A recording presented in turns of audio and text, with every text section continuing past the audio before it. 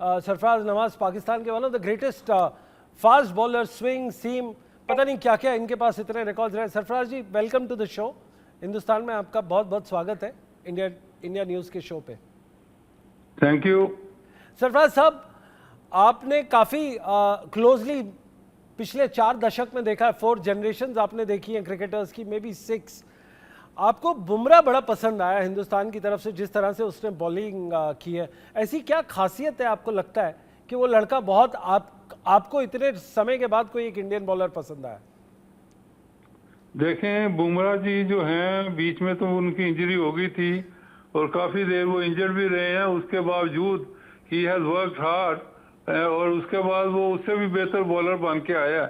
और जिस तरह इंडिया की बॉलिंग में मेन वो किरदार अदा करता है, ऐसे मैच होते हैं कि लगता है कि इंडिया हार जाएगा, लेकिन वो अपनी परफॉर्मेंस और हिम्मत से इंडिया को मैच जितवाता है।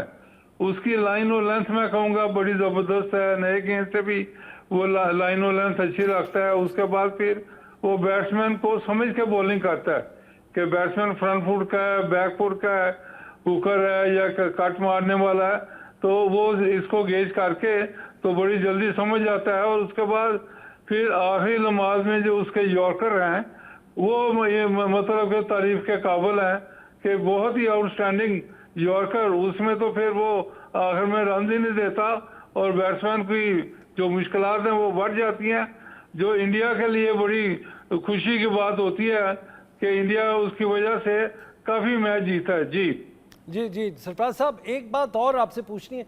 आपके हिसाब से ये कौन सा बॉलर को क्लोजली रिजेंबल करता है, जिस तरह से ये रन अप करता है, या जिस तरह से इसका बॉलिंग एक्शन है, या इसकी एक्यूरेसी है, कंसिस्टेंसी है? आपको किस बॉलर का याद दिलाता है? आपने क्रिकेट सबसे ज़्यादा देखी है, सबसे क्लोज देखी है और सबसे ऊंचे दर्जे पे देखी है? देखें, इसका अपना ही एक्शन है। इस तरह का एक्शन, इतना शॉर्ट रन अप और फिर इतनी स्पीड, मैंने इतना ये कभी देखा नहीं है। और उसके बाद ये जो इसका रन अप और फिनिश जो है, फिनिश इसकी बड़ी ज़बरदस्त है। फुल बर्स्ट के साथ ये फिनिश करता है और पूरा वजन डाल के और पूरी ये सलाहियत से फाइनल जो डिलीवरी और डिलीवरी स्ट्राइक जो कहते हैं, फुल फोर्स में ये बॉलिंग करता है। और उसके बाद लाइन और लेंथ इसकी बड़ी इमैकुलेट है, वो लूज नहीं होती। और ये फिर मैं कहूँगा कि जैसी पिच हो वैसा ये बॉलिंग करता है। तेज पिच हो, ग्रासी हो तो थोड़ा शॉर्टर लेंथ भी करता है। अगर ड्राई पिच हो और मड रोल पिच हो तो वहाँ ये यॉर्कर और इसकी लाइन और लेंथ बदल जाती है। तो मैं ये कहूँगा कि he is bowler for all kind of pitches and all kind of weather. जी हमारे साथ सरफराज नवाज साहब है, one of the greatest fast bowler of the 70s early 80s, जिन्होंने बिल्कुल बैट्समैन के ऊपर हैवॉक किया था पाकिस्तान से।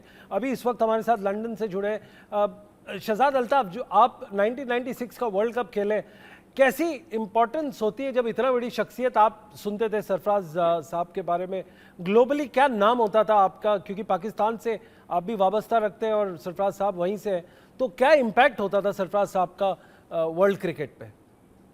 जी, सरफराज साहब को मैंने बहुत क्लोज से देखा है। इनके मैंने फर्स्ट क्लास मैचेस देखे हैं, टेस्ट मैचेस देखे हैं। अगर आप फास्ट बॉलिंग के ऊपर जाएं ना, इनके पास कोई भी ऐसा फास्ट बॉलर नहीं है जो जिस टाइप के ये बॉलर थे। मुझे आज तक इनकी वो एक याद है, जब ऑस्ट्रेलिया को 70 रन चाहिए थे, उनकी 9 विकेट्स बाकी थे। मेरा ख्याल इन्होंने 1 रन से के ऑस्ट्रेलिया के 5 से 7 विकेट्स लिए थे। और ये सरफराज नवाज जो बुमराह की तारीफ कर रहे हैं, ये ऐसे नहीं कर रहे। इन्होंने कुछ देखा तो बुमराह की तारीफ कर रहे हैं। इसलिए मैंने सरफराज साहब के बारे में किसी फास्ट बॉलर को अगर कोई उनकी तारीफ कर रहा है सरफराज साहब, तो वो वाकई बहुत बिल्कुल बिल्कुल। सरफराज साहब, आपसे एक और इम्पोर्टेंट क्वेश्चन है। आपको कहीं इतना मंजर देख के आपको पिचेस ने ज़्यादा डिसअपॉइंट किया कि आपको पाकिस्तानी की फास्ट बॉलिंग लाइनअप ने डिसअपॉइंट किया? क्योंकि एक टाइम था कि पाकिस्तानी की लाइनअप देखते थे हम, बड़ा मज़ा आता था, बड़ा लुत्फ से हम बॉलिंग एनालिसिस देखते थे, अच्छा टसल होता था। आपको नहीं लगता ये मिस हो रहा है, और काफ़ी ज़्यादा अरसे से मिस हो रहे हैं हमारे हिसाब से फास्ट बॉलर्स? देखें, उस वक्त जब इमरान और मैं अटैक करते थे नए गेंद के साथ, और इंडिया के पास इस तरह के बॉलर नहीं थे। जी। दूसरा, इंडिया को रिवर्स स्विंग का भी नहीं पता था कि रिवर्स स्विंग भी होती है या पुराने गेंद के साथ भी फास्ट बॉलर इफेक्टिव है। ये मेरे और इमरान को ही पता था ज़्यादा, और इस वजह से मैं कहूँगा कि इंडिया के बैट्समैनों को मुश्किल पड़ती रही है। और इंडिया में फास्ट बॉलर उस वक्त ज़्यादा आए भी नहीं है। और उसके बाद जब से ये रिवर्स स्विंग शुरू हुई है इंडिया में, आप देखें फास्ट बॉलरों की भरमार हो गई है।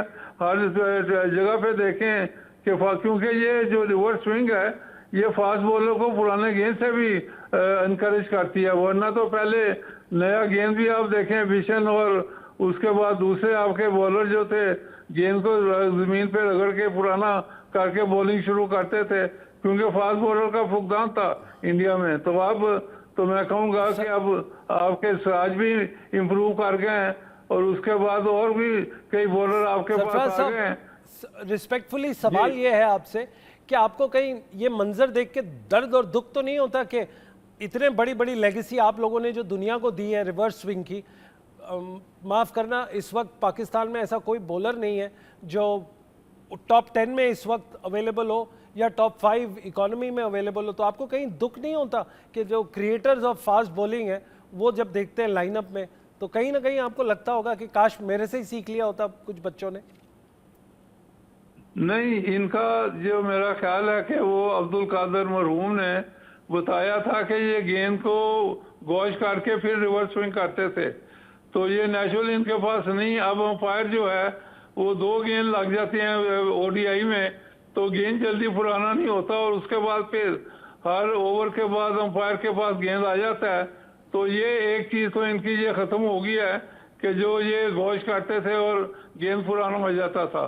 दूसरा, अब 20 ओवर में तो ये और भी कंडीशन जो है, ग्रीन कंडीशन है आउटफील्ड, उसके बाद पीछे भी थोड़ी ग्रीन नज़र आ रही हैं, तो गेंद जल्दी पुराना नहीं होता। आखिर में जो 4-5 ओवर है उसमें ये रिवर्स कर लेते हैं। और उससे पहले एक यहाँ पे जो यूएसए का कोई ऑफिशियल था उसने हारिस के ऊपर इल्ज़ाम लगाया है कि ये गेंद को गॉश कर रहा है, और लेकिन उसके बाद नहीं पता चला कि इंक्वायरी कहाँ गई है, क्या हुआ, कुछ नहीं हुआ। जी ठीक है, मैं अब रुक कर लेता हूं, आज के मैच का भी रुक कर लेता हूं। नोएल, मैं आपके पास ही आऊंगा। केसिंगटन ओवल में आज जो मैच होने जा रहा है भारत अफगानिस्तान के बीच, ये मैदान के बारे में थोड़ा बताएं और ये बताएं कि यहाँ पर टॉस कितना अहम रहेगा जिसके हाथ में है, क्योंकि ज़्यादा फर्क नहीं है पहले जीतने और पहले खेलने और बाद में खेलने वाले का।